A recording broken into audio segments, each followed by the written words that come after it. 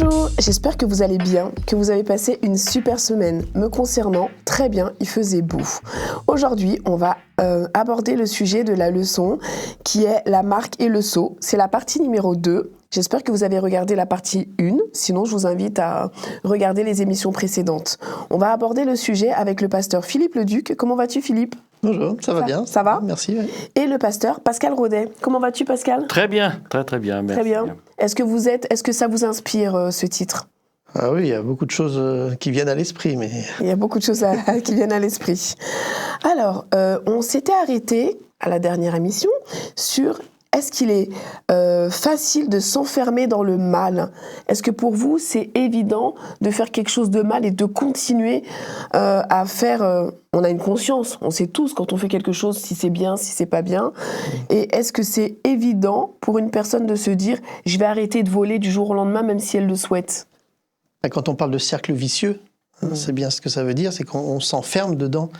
Et quand on est dedans, quand on est pris dedans... on n'a pas forcément envie d'en sortir. C'est ce qu'on appelle être sous l'emprise de quelque chose. Donc oui, c'est assez facile de rester dans une voie, même si elle n'est pas bonne. Pascal, tu penses qu'il y aurait des solutions à ça ? Alors il y a toujours des solutions, mais c'est vrai qu'il y a des problèmes qui sont plus difficiles à résoudre. Et la question de rester enfermé dans le mal, c'est aussi par peur qu'on sache que je fais le mal. Et du coup, on va continuer à trouver des tas de possibilités pour éviter qu'on sache que je fais le mal. Et à un moment donné, il y a un point de non-retour. C'est-à-dire que quoi qu'il arrive, j'ai tellement fait de mal que c'est ou bien je reste, je vais jusqu'au bout, ou bien tout est dévoilé de ce que j'ai fait. Et ça, c'est compliqué de faire la part des choses. D'accord.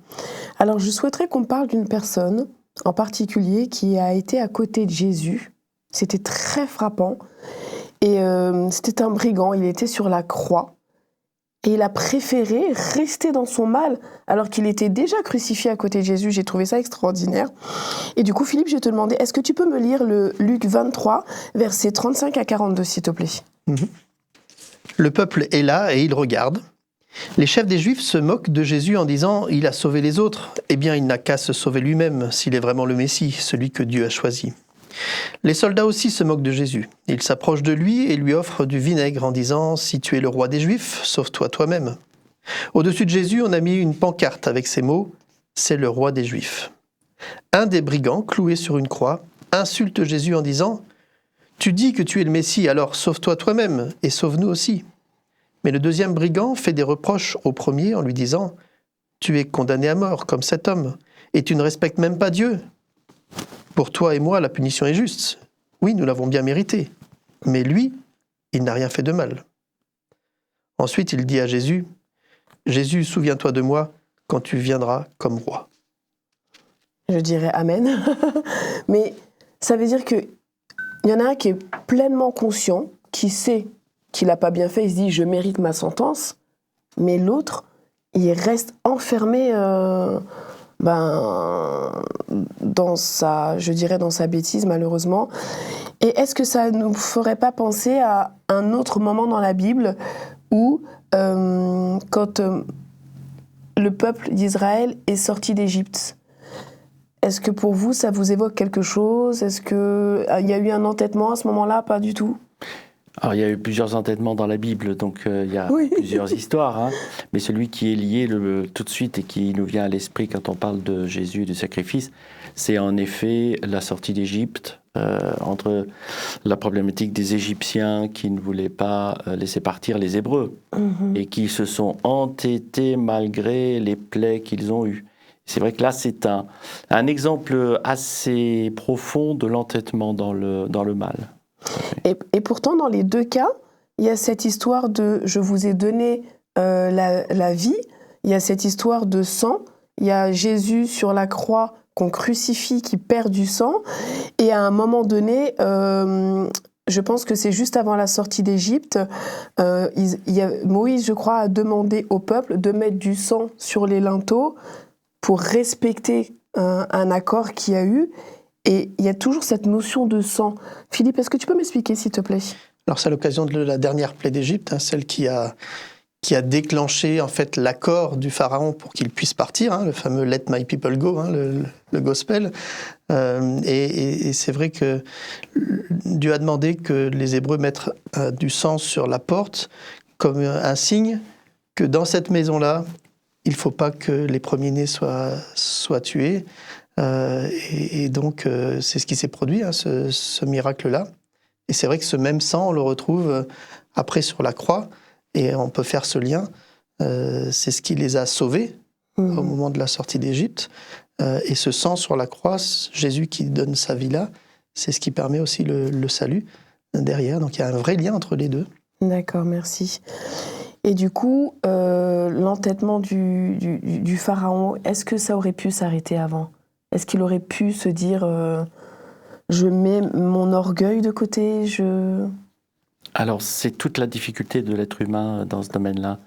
L'exemple de Pharaon, c'est vrai qu'il est assez typique dans ce domaine, où on sent un homme qui a l'autorité, qui est Pharaon, roi d'un grand pays, qui a une multitude de personnes autour de lui, qui a des esclaves aussi en termes d'hébreux qui sont là pour son service. Donc je suis quelqu'un. Et je pense que là, il y a déjà un premier pas compliqué pour l'homme avec un grand H sur reconnaître que je fais mal. On a toujours l'impression que si je reconnais qu'on a fait mal, je peux être quelqu'un qui n'est pas extraordinaire. Et ça, c'est le premier pas de l'entêtement. Et oui, bien sûr, il aurait pu arrêter avant. Mais avec tout ce qu'il y avait derrière, ça a été un entêtement vraiment d'orgueil, de fait qu'il avait peur de perdre son autorité, de perdre son pouvoir, et il y a beaucoup de choses en jeu dans cette histoire. Sauf que ça a quand même enchaîné une succession de malheurs. Et les conséquences ont été quand même catastrophiques pour les deux parties en plus. Même pas, ça concerne pas qu'une personne. Si je suis orgueilleuse vis-à-vis de toi, Pascal, ou vis-à-vis de Philippe, l'orgueil peut prendre le pas et le dessus sur une entente et sur beaucoup de choses. Et je pense pas que la Bible soit favorable à ça, non? Alors c'est ça le problème, c'est qu'à partir du moment où on a une autorité et qu'on s'entête, il y a une conséquence pour tous ceux qui sont autour de moi. Alors que si ça me concerne que moi, je reviens un peu au brigand qui s'est entêté sur la croix. C'est entre guillemets son problème. Il n'a pas d'autres personnes autour de lui. Il veut s'entêter. Si tu es vraiment le Messie, sauve-toi et sauve-nous aussi. Oui, mais attends, tu as reconnu ou pas que tu as fait mal? Mais ça, c'est une question entre lui et sa conscience. Le pharaon, c'est plus problématique parce que c'est en effet la même chose, une question entre lui et sa conscience dans les ordres qu'il donne, mais ça touche tout le monde. Et ça, c'est plus grave. C'est ces deux images-là où on a à la fois des conséquences individuelles, personnelles, mais aussi parfois dans le mal que l'on peut faire, des conséquences qui touchent les autres. Merci. Philippe, si tu devais ramener ça à aujourd'hui, est-ce que tu penses qu'il y a seulement... parce que là, c'était le pharaon, donc c'est quelqu'un qui a beaucoup de pouvoir. Mais est-ce qu'on pourrait ramener ça au commun des mortels, si je puisse oser dire ça? C'est vrai qu'on n'a pas tous le même pouvoir que pharaon. Voilà. Mais dans notre petite sphère d'influence, on a quelques notions de pouvoir, et quand on en a, on s'y accroche, parce qu'on aime ça. C'est vrai que la Bible nous exhorte à ne pas endurcir notre cœur. Et le texte dit justement, n'endurcissez pas vos cœurs, comme au temps du pharaon. Justement, et dans ce texte-là, il est fait allusion à ce pharaon-là. Parce qu'endurcir son cœur, s'entêter à quelque chose, s'enfermer dans un schéma de pensée, dans des choses, nous empêche de voir tout ce qu'il y a autour. On n'écoute plus les conseils, on n'en fait qu'à notre tête. On est invivable et ça détruit les relations humaines qu'on peut avoir. Et derrière, ça fait du dégât. Tout comme les plaies d'Égypte n'ont pas touché que le pharaon, mais tous des Égyptiens qui étaient autour. De la même manière, nos choix ont des conséquences aussi sur notre entourage, parfois des graves conséquences. Donc voilà, s'entêter dans quelque chose, il faut toujours se méfier de ce genre de réaction. Merci. Je me suis toujours posé la question, Pascal, est-ce que vous pensez qu'il y a seulement le peuple, pas égyptien, mais Israël, qui a mis du sang sur ces linteaux? Vous ne pensez pas que peut-être il y a d'autres personnes qui se sont dit « nous, on va changer parce qu'on a vu quand même que ce qu'ils faisaient, c'était bien » ou... Alors la Bible nous révèle en effet qu'il y a d'autres personnes que des Hébreux qui ont mis le sang sur les linteaux, qui ont d'ailleurs accompagné les Hébreux dans leur sortie d'Égypte, qui les ont accompagnés dans le désert. Donc oui, c'est ouvert à tout le monde. Cette possibilité de reconnaître que Dieu est Dieu, et à un moment donné, de reconnaître aussi que c'est lui qui peut nous sortir de cette enclave, de ces difficultés, de ce mal qui peut nous entourer. Merci. Philippe, est-ce que tu aurais des pistes? On va dire que, par exemple, moi, je suis une personne orgueilleuse, je ne sais pas, peut-être, sur des sujets. Est-ce qu'il y aurait des pistes pour que je puisse changer ça? Il y a un très joli texte qui dit « Tu aimeras le Seigneur ton Dieu et ton prochain comme toi-même ». Donc, quand on aime l'autre, on ne va pas l'écraser, on ne va pas vouloir se mettre devant lui, on va l'aider à grandir. Et donc, si chacun agissait comme ça les uns avec les autres, ça serait formidable. Oui. Parce que l'autre n'est plus vu comme un adversaire, un concurrent, mais comme un partenaire, quelqu'un qui va m'aider à grandir. C'est vraiment la source de bonnes relations. Donc, je pense que c'est plutôt ça. Donc, arrêter de s'attacher à sa personne, l'égoïsme, regarder les autres, voir en eux ce qui est bon, et puis les aider dans leur cheminement. Et logiquement, en retour, on devrait recevoir l'aide des autres, si ça se passe bien. Mais on ne va pas le faire pour ça.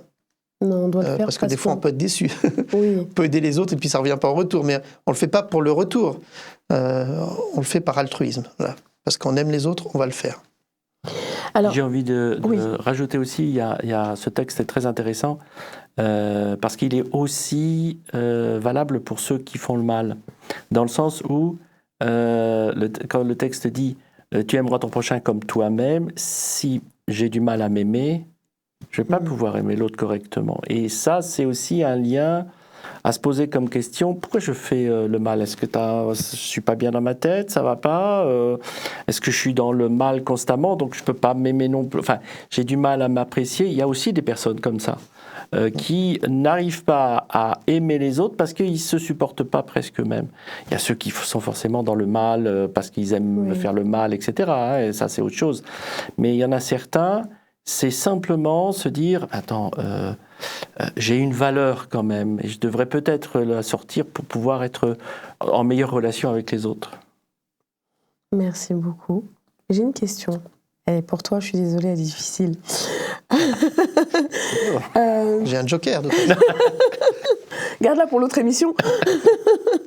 Garde-le. Et si jamais, est-ce qu'on peut apparenter ça avec le pardon? C'est-à-dire que, même si ce n'est pas forcément le sujet, mais l'orgueil, le pardon et autres, quand on est une personne qui n'arrive pas à pardonner, est-ce que ça pourrait venir avec ça? Alors, quand on s'enferme dans le mal, la seule manière de s'en sortir, c'est de demander pardon. C'est de reconnaître qu'on a mal fait, d'aller vers la personne qui a été maltraitée de par ma faute et s'humilier. C'est-à-dire, reconnaître. Et ça, cette demande de pardon, c'est ce qui va nous sortir de l'engrenage. Le pardon, c'est une puissance qui libère. Oui. Donc j'y crois très fortement. Alors c'est dur, il y a une démarche à faire qui est dure, mais c'est libérateur. Donc ça doit nous encourager à nous tous de faire cette démarche. Écoutez, en tout cas, je vous remercie énormément d'avoir partagé ce sujet avec moi. Pour les autres, je vous invite à comprendre... Non, je vous invite, pour comprendre, je dirais mieux, cette leçon, de regarder la partie numéro 1, de regarder cette leçon dans son intégralité, parce que si vous n'avez qu'une partie, ça va être difficile de comprendre, même si je pense que le sujet a été quand même très clair. Et je vous invite également à nous écouter à la radio, à nous suivre sur nos réseaux sociaux et à passer une excellente semaine. Je te remercie beaucoup, Pascal, d'avoir passé ce moment avec moi. Merci aussi beaucoup, Philippe. Avec plaisir. Et j'espère que vous allez passer une très bonne semaine. Merci beaucoup, merci à tous. Oui.